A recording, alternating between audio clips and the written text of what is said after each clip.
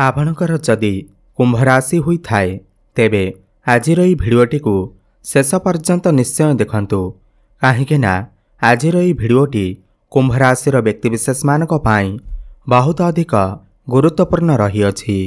आपणकु 2026 मसीहार अनेक अनेक शुभेच्छा सहित एही भिडियोटी को आगो को बढ़ेबा कारण एही भिडियोटी आपणकर आगामी वर्ष बा 2026 नुआ वर्ष रे हेबाकु जाउथिबा विस्फोरण विषय रे यह सूचना देब। देखंतु वर्ष 2026 आरंभ हेबा पई जाउअछि एवं एही 2026 बहुत लोकंक भाग्य रे जीवन रे दुख भरी देब एवं बहुत लोकंक भाग्य रे मध्य किछिटा समस्या मध्य सृष्टि करिब। किंतु एही भिडियो रे आपण माने जानिबे 2026 मसीहार प्रारंभ रो हेबाकु थिबा विस्फोरण विषय रे जहा आपण सुनिले आपण निजे मध्य विश्वास करि परिबे नाही एवं जहा भी समस्या आपणकर 2025 रे थिला ताकू ध्वंस विध्वंस करिबा आरंभ करिब। पुनर्बार खेलिब खुशीर लहरी एवं फुटिब सुखर फूल आपणकर जीवन रे। तेबे विलंब न करी आसंतु जानिबा आपणकर एही 2026 प्रारंभ समय किपरि रहिब एवं किए करिब एही शुभ परिवर्तन एवं विशेष भावरे केबेठारु आपणकर जीवन रे एही विशेष परिवर्तन देखिबा पाई मिलिब एवं केते तारीख मध्यरे आपण एही परिवर्तन गुडी को अनुभव करि परिबे।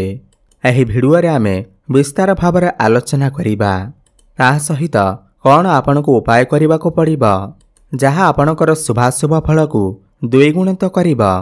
एही भिडियोटीर शेष भागरे आपण मानको निश्चिंत भावरे जणाइबो सेथिपई आपण माने भिडियोटी को शेष पर्यंत देखंतु। एहा पूर्वरु जदि आपणकर भी कुंभ राशि हुई थाए एवं आपण भी ईश्वर को सच्चा हृदय भक्ति करंती विश्वास करंती तेबे एही भिडियोटी को लाइक करी कमेंट बॉक्स रे जय जगन्नाथ जय मां लक्ष्मी अवश्य लिखि दियंतु। देखंतु आगामी 120 दिन पर्यंत देवगुरु बृहस्पति ईश्वर कृपारु तांकर गोचर रे बहुत बड़ परिवर्तन करने जाउछंती। माने बृहस्पति बकरी चलन करिवे एवं यह नवेम्बर मास 11 तारिख ठारू आरंभ करी मार्च मास 2026 पर्यंत हेबाकु जाउअछि।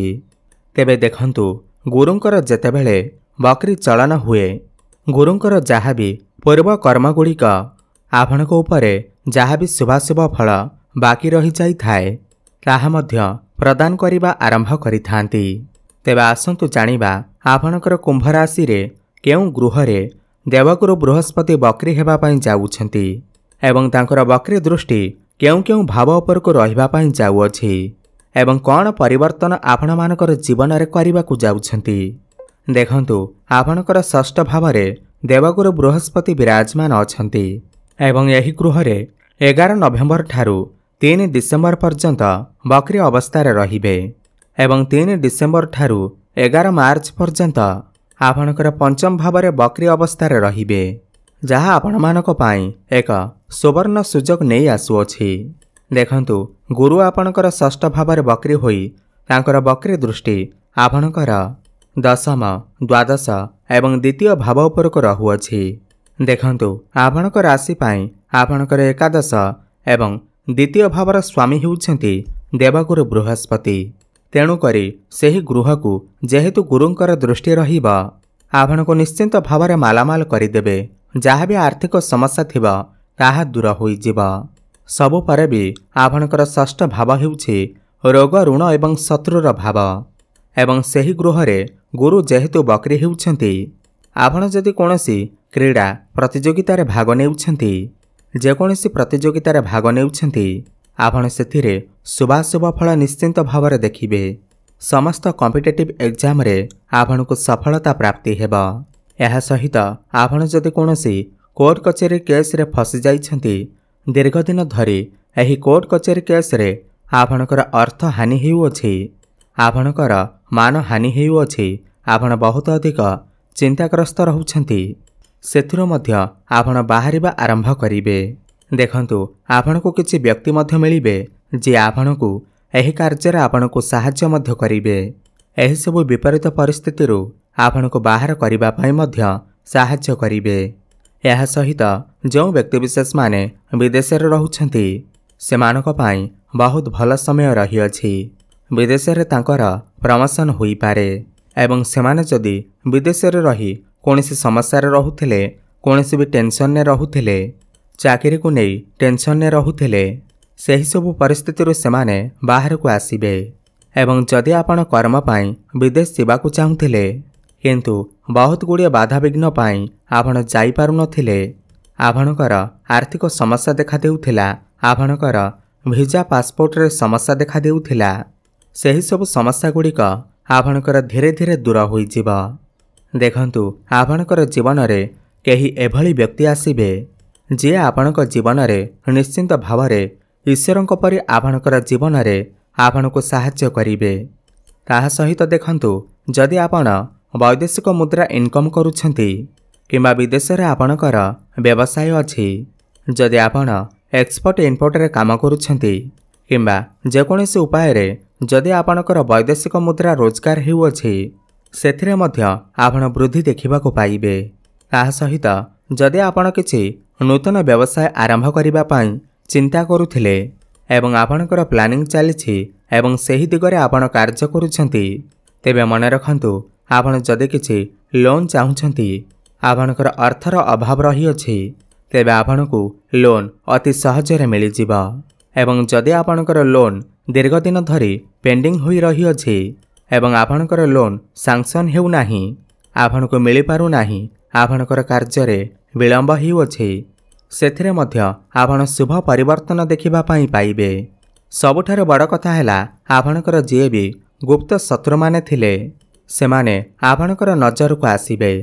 ଆପଣ ଆପଣଙ୍କର ଗୁପ୍ତ ଶତ୍ରୁମାନଙ୍କୁ ଜାଣିବେ, ବୁଝିବେ ଏବଂ କିଭଳି ସେହି ଗୁପ୍ତ ଶତ୍ରୁମାନଙ୍କୁ ନାଶ କରିବେ, ସେହି ଦିଗ ପ୍ରତି ଆପଣ କାର୍ଯ୍ୟ କରିବା ଆରମ୍ଭ କରିବେ। ଏହି ସମୟ ମଧ୍ୟରେ ଆପଣଙ୍କର ଶତ୍ରୁମାନେ ମଧ୍ୟ ନାଶ ଯିବେ। ଦେଖନ୍ତୁ, ଗୁରୁଙ୍କର ଦୃଷ୍ଟି ଆପଣଙ୍କର କର୍ମ ଭାବ ଉପରକୁ ରହୁଅଛି। ଆପଣଙ୍କର କର୍ମକ୍ଷେତ୍ରରେ ଆପଣଙ୍କୁ ଯଦି ନୂତନ ଜବ୍ ମିଳୁନଥିଲା, ନୂତନ ବ୍ୟବସାୟରେ ସମସ୍ୟା ହେଉଥିଲା, ସେଥିରେ ମଧ୍ୟ ଆପଣ ଲାଭ ଦେଖିବାକୁ ପାଇବେ। ଆପଣଙ୍କୁ ନୂତନ ଚାକିରି ମଧ୍ୟ ପ୍ରାପ୍ତି ହୋଇପାରେ, ପ୍ରମୋସନ ହୋଇପାରେ କିମ୍ବା କର୍ମକ୍ଷେତ୍ରରେ ଆପଣଙ୍କ ବିରୁଦ୍ଧରେ ଯେଉଁ ରାଜନୀତି ଚାଲିଅଛି, ଆପଣଙ୍କର କର୍ମକ୍ଷେତ୍ରରେ ଯେଉଁ ବି ଶତ୍ରୁ ବୃଦ୍ଧି ହେଲେଣି, ସେହିସବୁ ଦିଗରୁ ଆପଣଙ୍କୁ ନିଶ୍ଚିନ୍ତ ଭାବରେ ମୁକ୍ତି ମିଳିବ। ଆପଣ ନୂତନ ଚାକିରି ପାଇପାରନ୍ତି, ଆପଣଙ୍କର ସାଲାରୀର ବୃଦ୍ଧି ହୋଇପାରେ, ଆପଣଙ୍କର ମାନ ସମ୍ମାନ ବୃଦ୍ଧି ପାଇବ, ଲୋକପ୍ରିୟତା ବଢ଼ିବ ଏବଂ ଉପର ଅଫିସରଙ୍କର ସପୋର୍ଟ ଆପଣଙ୍କୁ ପ୍ରାପ୍ତି ହେବ। ଏବଂ ଦେଖନ୍ତୁ, ଯଦି ଆପଣ ବିଶେଷ ଭାବରେ ସରକାରୀ ଚାକିରି କରିଛନ୍ତି, ତେବେ ଆପଣଙ୍କୁ ନିଶ୍ଚିନ୍ତ ଭାବରେ ଶୁଭଫଳ ପ୍ରଦାନ କରିବେ। ଆପଣଙ୍କର ପ୍ରମୋସନ ସହିତ ଆପଣଙ୍କର ଇନକମରେ ମଧ୍ୟ ବୃଦ୍ଧି ପାଇବ। ଆପଣ ଯଦି ଏହି ସମୟ ମଧ୍ୟରେ କୌଣସି ଯୋଜନାରେ ଅର୍ଥ ଇନଭେଷ୍ଟ କରିବାକୁ ଚାହୁଁଛନ୍ତି, ତେବେ ଆପଣଙ୍କୁ ଶୁଭଫଳ ପ୍ରାପ୍ତି ହେବ।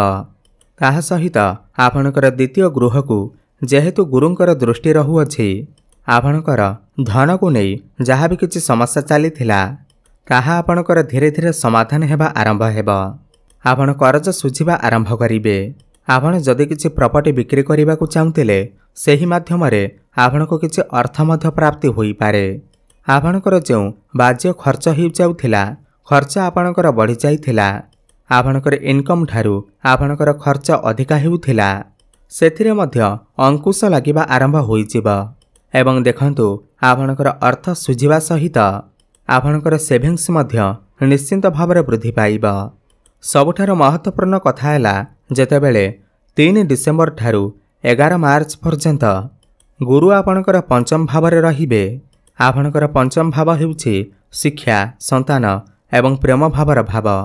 ଯେଉଁ ନୂତନ ଦମ୍ପତିମାନେ ସନ୍ତାନଙ୍କଠାରୁ ବଞ୍ଚିତ ରହିଥିଲେ, ସନ୍ତାନ ପ୍ରାପ୍ତିରେ ବିଳମ୍ବ ହେଉଥିଲା, ଦୀର୍ଘଦିନ ଧରି ସନ୍ତାନ ପାଇଁ ଚେଷ୍ଟା କରି ମଧ୍ୟ ବିଫଳତା ଦେଖୁଥିଲେ, ଆପଣ ମେଡ଼ିକାଲ ଯାଇସାରିଲେଣି ଏବଂ ବିଭିନ୍ନ ପ୍ରକାର ଉପାୟ କରିବା ପରେ ମଧ୍ୟ ଆପଣଙ୍କର ସନ୍ତାନ ପ୍ରାପ୍ତି ହୋଇପାରୁନଥିଲା, ତେବେ ଗୁରୁଙ୍କର ଏହି ବକ୍ରି ସ୍ଥିତି ଆପଣଙ୍କୁ ସନ୍ତାନ ନିଶ୍ଚିନ୍ତ ଭାବରେ ପ୍ରଦାନ କରିବ। ତାହା ସହିତ ଯେଉଁମାନଙ୍କର ସନ୍ତାନକୁ ନେଇ ଚିନ୍ତା ବୃଦ୍ଧି ପାଉଥିଲା एवं संतानक सहित मनमालिन्य मतभेद चलीथिला सेथिरे मध्य आपण बड़ परिवर्तन देखिबा पई पाइबे। आपणकर संतान आपणक पाखकु फेरी आसीबे एवं जो पिलामाने शिक्षा क्षेत्र रे थिले एवं शिक्षा क्षेत्र रे जहाँ भी किछि समस्या हेउथिला आपणकर मन पाठ पढ़ारे लागु नथिला परिश्रम अनुसार आपणकु सेतेटा सफलता मिली पारु नथिला तेबे आपण शिक्षा क्षेत्र रे बड़ पदक्षेप नेबे। आपण किछि उच्च शिक्षा करिबा पई बाहर को जाई पारंती निश्चिंत भावरे आपण किछि ना किछि शुभ परिणाम अवश्य पाइबे। ताहा सहित देखंतु आपणकर पंचम भावरे विराजमान हेबा परे आपणकर भाग्यर गृह को पंचम दृष्टि देबे माने आपणकर 3 डिसेंबर ठारू 11 मार्च पर्यंत भाग्य आपणकर साथ देब। आपण माटी छुईले मध्य सुना हेब। आपण जेकोसी भी कार्य हाथ देबे आपणकर हाथ खाली रहिब नाही। समस्त क्षेत्र रे भाग्य आपणकर साथ देब एवं देखंतु आपणकर भाग्य भाव को दृष्टि देई आपणकर धनर भाव को दृष्टि देबे एवं विपरीत राजयोग मध्य बनैबे। आपणकर लाभर भाव को मध्य दृष्टि देउछंती। देखंतु गुरु आपणकर उच्च अवस्था रे अछंती। उच्च अवस्था रे बकरी हेबा एहा एक चमत्कारी परिवर्तन। 3 डिसेंबर परे आपणकर राशि को जेहेतु गुरु दृष्टि देबे आपणकर जहाँ भी किछि स्वास्थ्यगत समस्या रहिथिला रोग वैराग थिला सेथिरे आपण बड़ परिवर्तन देखिबे। आपण निजर क्यारियर पई चिंता करिबे एवं आपण आपणकर स्वास्थ्य को जगिबे। आपणकर मान सम्मान बढ़िबा सहित दीर्घ दिन धरी माने आपण जो 7.5 वर्ष धरी घांटी हेउथिले सेथिरु आपण निश्चिंत भावरे बाहर को आसीबे। सबु परे भी गुरुंकर शुभाशुभ फल को वृद्धि करिबा पाई आपण प्रत्येक दिन गुरुंकर बीज मंत्रर जप 108 थर करंतु। ओम ग्राम ग्रीं ग्रौं सह गुरवे नमः एवं पाखरे गोटिए हलदिया कलर रुमालटीए रखिबे एवं बहुत बेसी हलदिया कलर ड्रेस पिंधिबे। यह आपणक पाई शुभफल प्रदान करिबा एवं गोमाता को चारा खाइबा को दियंतु शुभफल प्राप्ति हेबा।